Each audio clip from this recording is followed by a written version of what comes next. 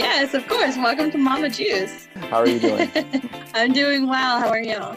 I'm good. So we are here to talk about your awesome kid podcast, an alternative to screen time. So go ahead and just jump in and start sharing. Yeah, so my name's Mr. Jim is what I'm known on the podcast, Jim Jacob. I'm the host of Kids Short Stories. It's a podcast that was started about 18 months ago for kids. I have three of my own, three little boys. They're 3, 5, and 7. And ever since they were little, getting ready for bed, my boys would beg for a story. And so I would say, all right, who's the bad guy? And who, we would workshop a little, freestyle story every night. And then I started traveling a lot for work. And my wife, she'd call me every night and be like, I don't know how to tell them a story. Like, I read them books, but they want like a story. I don't know what that means. And so I started like putting on speakerphone, and I would be sitting in a hotel room somewhere and telling them some story. And it was like, man, we could probably do a little better job at this. So I just started recording them, and I made like maybe 5 or 6 for my kids, and I put them on through Anchor just as like a really easy podcast solution so that I could show up on their iPads and phones and all that. Because my wife was like, oh, this is perfect. Like, we'll listen to them while we're driving. And then she was like, wait, like, you're actually pretty good at this. Like, other parents might want to listen to this too. And I laughed at her, and I was like, no, I don't understand how this is like a skill. And then reviews started coming in of people finding this podcast and saying, hey, my daughter, so-and-so really loves the stories. She wants a story, and her favorite things are this, and this. And so it just kind of honestly very organically started, and it's gone really well, and it's just been super, super fun. Awesome. Leave it up to mom to come up with the idea, right? It is all her. It was all her show that she made happen. I was not understanding how fun this would be, but it's all her fault. Very cool. So are your kids involved in making the show? We tried that for a little bit. There's been a few episodes that we've done that where they're like actually participating in the story, and I am wildly easily distracted, and so trying to get a actual like fluid story, because I'm not writing the stories down. Like, it's all in my head, and it's like a freestyle. Like, think of it like you give a freestyle rapper like 3 words, and he just raps for a couple minutes on those words. That's kind of my framework of doing these stories. I'm working off of 3 words, and kind of come up with a quick story arc in my idea, and then just kind of run with it.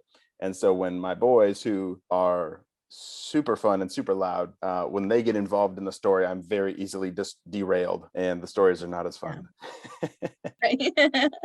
Yeah, boys are wild. I have 3-year-old twin boys, and then okay, yeah, they're very distracting, but that's cool. So do your kids listen to the episodes though? My kids, they love them. So Malachi, he's 5. He loves it the most, definitely. They know that a lot of kids listen to the stories, and like they're in school, and they're kind of at the point, they're like, wait, Dad, are you famous? Like, are you a big deal? Like, and I'm like, well, there's a lot of 5-year-olds that know my voice. That's true.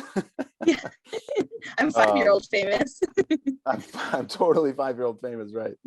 But yeah, they listen to the stories and become a part of our normal day. And so like our family is a big user of it. Like, when COVID began a year ago, that's like when you look at the growth of the podcast. So now it's done almost 2.5 million downloads in a year and a half. And when you look at kind of the analytics of it, it really took off when, March, April last year. And I don't think it's by coincidence. I think it's a lot of families that just were stuck at home with nothing to do, and they were looking for something for their kids that wasn't, glued to a screen. Because we've all been there of like, wait, how much screen time do we let them have today? Like, only 5 hours. Okay, only 5 hours. That's not that bad.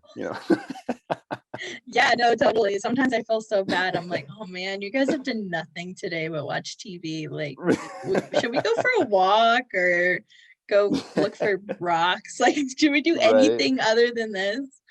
But that is cool. So about how long in length are your stories? They are probably average 9 minutes. And so it's usually like 8 to 11. Yeah, we have the kind of the core theme for anyone watching is what's behind me. So there's the Spy Kid HQ, where a lot of the kids, they want to be on the Spy Kid team. And so like I try and do my best with any kind of submissions that come in through Instagram. So most of the story submissions come in through the website and go onto like a Google form, and then I just kind of work my way down. But there's a lot of submissions, I'll just say that. And but on Instagram, I try and make it a little more personal, and so I'll send a video. I've been doing a little better the past month or so of sending a video to that kid of like, you know, hey Stacy, welcome to the Spy Kid team. I was just looking over your application, and you are going to be a huge asset for the team. We have, you know, Purple Ninjas and Dr. Stinky Breath out there. And I just,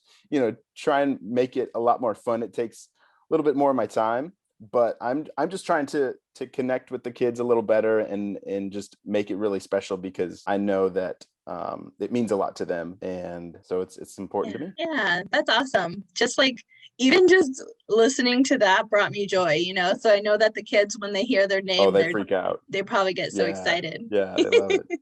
That's cute.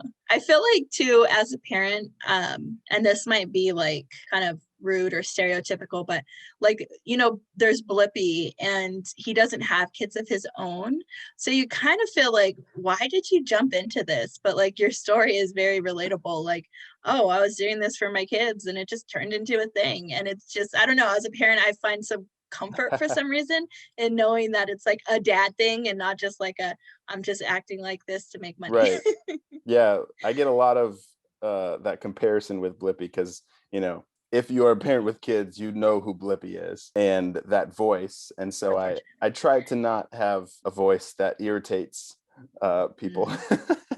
But yes. So I try, but yeah, I think it does speak a lot to that of like, I am a father. I have 3 boys. I'm basically leveraging this podcast for my own gain of my own children. Like we listen to like every bedtime. They don't want to hear stories come out of my mouth anymore. They say, Dad, we want a phone story. And or some days they're like, we want a mouth story, if they want me to like say the story. But yeah, that like we heavily use this podcast, and so it's not my current full-time thing, but that is in the near future that it probably will become. Yeah, you know what would be cool is if you could get little, because it's not even that expensive to do, but if you can get little books sent to the kids of their story. I mean, obviously their parents would have to pay for it, but that would be really awesome. Yes, that would be awesome. I don't know how to do that, but that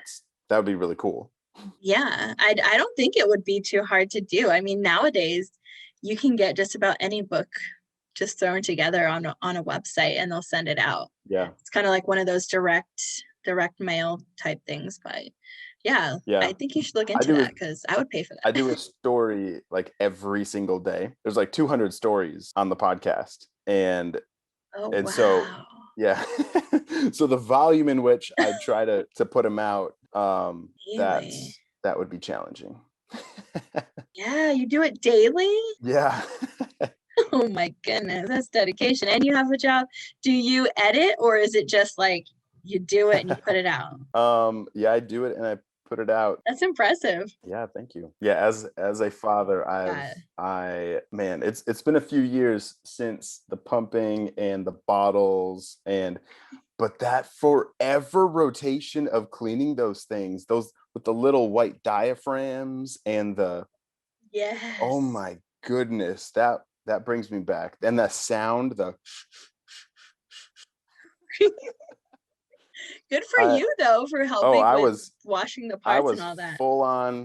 As full on involved as I could be. But yeah, we're a team family for sure. I love that. Well, thank you so much for your time. Tell everybody how we can find you. Yeah, so the best way, you know, if you are looking for something for your kids to do of like a non-screen form of fun, go look up Kids Short Stories. It's kidsshortstories.org. If you want to submit a story idea, I just need like your kid's name and something, you know, they like, maybe it's the moon and monster trucks and dinosaurs, or, you know, a fairy tale or whatever it is. I don't need like a full script written out, but like 2 sentences of your idea. and then I just kind of run with it and have fun. And yeah, you can find me there. Awesome. And I'll link that all in the description so that people can just jump on over. I'm Awesome. excited tonight to pick up my kids so that we can play a few episodes. Love it. Kids short stories. Well, you have a great rest of your day, and I really appreciate your time. Thank you so much. It was great to meet you. You too. Bye-bye.